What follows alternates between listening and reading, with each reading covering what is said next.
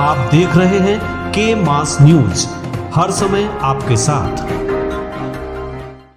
अंबेडकर नगर मालीपुर थाना क्षेत्र में नाबालिग छात्रा के साथ हुए दुष्कर्म में लगभग 3 सप्ताह बीत जाने के बाद भी न्याय नहीं मिलने पर नाबालिग छात्रा ने फांसी लगाकर आत्महत्या कर ली, जिसका शव रखकर परिजनों ने तत्काल दोषियों के विरुद्ध कार्यवाही की मांग किया। सूचना पर एसडीएम, नायब क्षेत्राधिकारी जलालपुर, एडीएम, एडिशनल एसपी व कई थानों की पुलिस मौके पर पहुंचकर परिजनों को समझाने का प्रयास किया, लेकिन परिजन थाना प्रभारी मालीपुर व हल्का दरोगा तथा दोषियों के खिलाफ तत्काल कार्यवाही करने के लिए अड़े रहे। अंततः डीएम महोदय को आना पड़ा।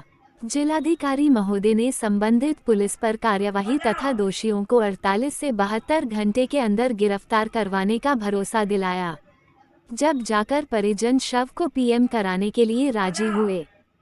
मैंने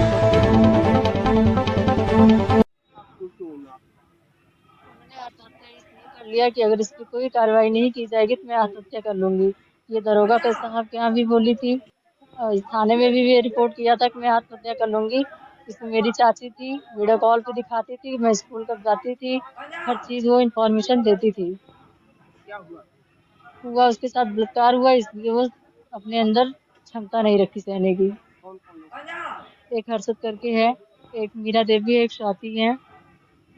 ये सब लोग मिलकर यही कार्रवाई उसके साथ करवाए थे। हम लोग बाहर निकलते तो कुछ न कुछ लोगों को साथ में हमेशा भेजती थी, और वो कह रही थी थाने पे, हमेशा कह रही थी मैं बलात्कार मेरे साथ हुआ, मैं आत्महत्या कर लूंगी, सबसे यही बयान की थी। पुलिस ने आया, इसके बाद बोला आप बेटा इस पे कॉल मत करिए, 1076 पे कॉल मत करिए, हम लोग रिपोर्ट डालना पड़ रहा है बार बार, काहे ऐसे कर रही हैं, हम लोग काम कर रहे हैं ना। लेकिन वो लोग कोई काम नहीं किए। थाने वाले कल आए थे, दरोगा साहब आए थे, उसके सामने बोली कि मैं आत्महत्या कर लूंगी। पकड़े जाएंगे, जब तक वो लोग गिरफ्तार नहीं किए जाएंगे उनके घर पे बुलडोजर चलना चाहिए, किसी भी कंडीशन पे चलना चाहिए। हम लोग तभी इस लाश को वहां से जाने देंगे। रोशनी उपाध्याय, मेरी छोटी बहन रजनी उपाध्याय। 16 तारीख की स्कूल गई थी। स्कूल जाने के बाद वो 16 तारीख को वापसी नहीं आई। इसके बाद बता रही थी कि स्कूल में हमें 4-5 लड़के छेड़ रहे हैं। हमारी चाची की लड़की थी, वो आई यहाँ पे, पूछी कि स्कूल जाओगी, तो वो बोली मेरा मन करेगा तो जाऊंगी। इसके बाद फिर अगल बगल में हमारी चाची जो है पूछ रही थी स्कूल गई है कि नहीं गई है।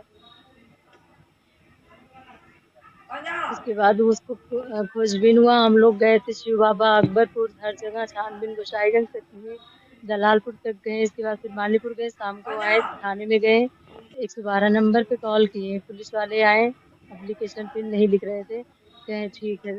16 तारीख को एप्लीकेशन नहीं लिखा गया, फिर कहे कि ये गुमशुदगी का है, फिर अपहरण उसका लिखवाया गया, कहे मुकदमे अभी दर्ज नहीं हो रहा है।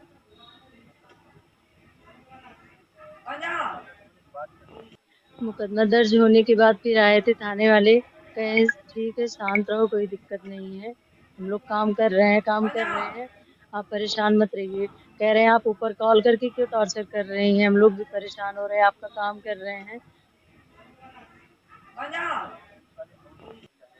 नहीं, इसके वाले बात कुछ नहीं कह रहे थे।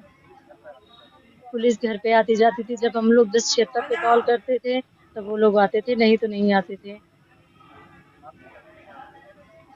जी, बताया था कि हमारी चाची है, वो हमारा कई दिन से टॉर्चर कर रही थी इधर उधर करके।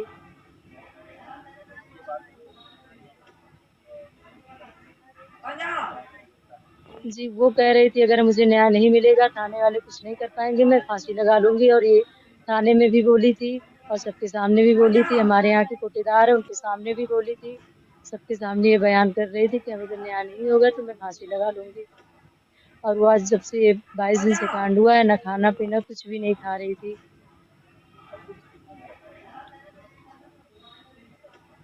पुलिस बस आती थी, पूछताछ करती थी, एक दूसरे से कुछ ना कुछ पूछती थी, इसके बाद चली जाती थी।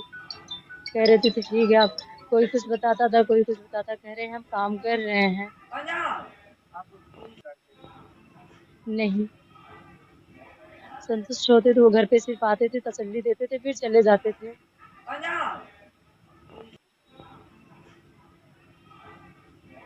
जैसे पता नहीं, जैसे आज एक तरीके उनके लग गया, इतना हमको बुरा डांटे।